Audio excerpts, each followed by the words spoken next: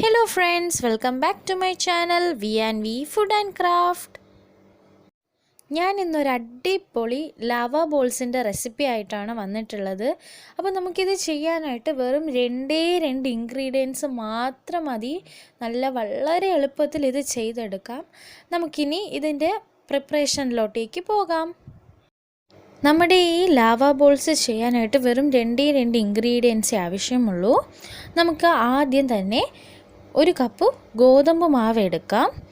Okay, ഒരു cup ഗോതമ്പ് മാവ് ഞാൻ ഒരു പാത്രത്തിലോട്ടേക്ക് ഇട്ടു. നിങ്ങൾക്ക് വേണമെങ്കിൽ അരിമാവും യൂസ് ചെയ്യാം, ബട്ട് ഞാൻ പ്രിഫർ ചെയ്യുന്നത് ഗോതമ്പ് മാവാണ്. അതാണ് കുറച്ചും കൂടെ ഒരിത്. ഇനി നമുക്കിതിലേട്ടേക്ക് ആവശ്യത്തിനുള്ള ഉപ്പ് ഇട്ട് കൊടുക്കാം.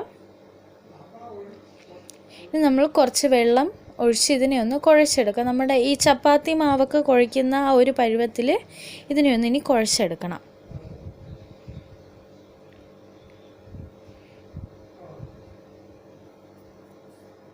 ഇപ്പം ഞാനിത് ചപ്പാത്തിക്കൊക്കെ കുഴയ്ക്കുന്നത് പോലെ കുഴച്ചെടുത്തിട്ടുണ്ട്. ഇനി നമുക്കിതിനെ ചെറിയ ചെറിയ ബോൾസാക്കി മാറ്റാം.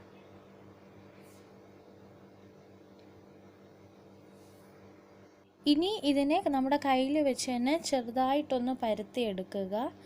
അതിനുശേഷം നമുക്കിതിൽ ഫില്ല് ചെയ്യാനായിട്ട് ഞാൻ കുറച്ച് ശർക്കരയാണ് എടുത്തിട്ടുള്ളത്. അതിനെ ഞാനിങ്ങനെ ചെറിയ ചെറിയ പീസായിട്ട് പൊട്ടിച്ചിട്ടാണ് എടുത്തിട്ടുള്ളത്.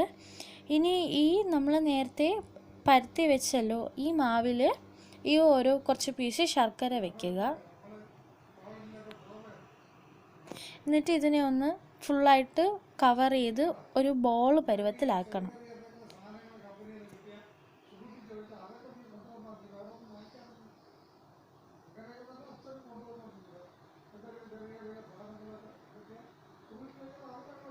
ഇത് ബോളാക്കിയ ശേഷം ഇഡ്ഡലി പാത്രത്തിൽ നമ്മൾ സാധാരണ ഇഡ്ഡലി വേവിക്കുന്നത് പോലെ തന്നെ ഈ ബോൾസ് അതിലോട്ടേക്ക് വെക്കണം.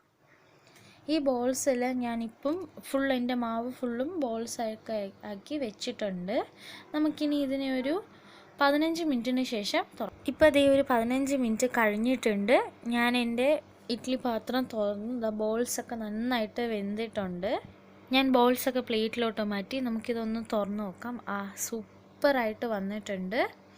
അടിപൊളി ലാവ ബോൾസ് റെഡി ആയിട്ടുണ്ട്. നിങ്ങളെല്ലാവരും ഇത് ചെയ്ത് നോക്കുമെന്ന് ഞാൻ പ്രതീക്ഷിക്കുന്നു. നിങ്ങൾക്ക് എൻ്റെ വീഡിയോ ഇഷ്ടമായെങ്കിൽ please like, share and subscribe.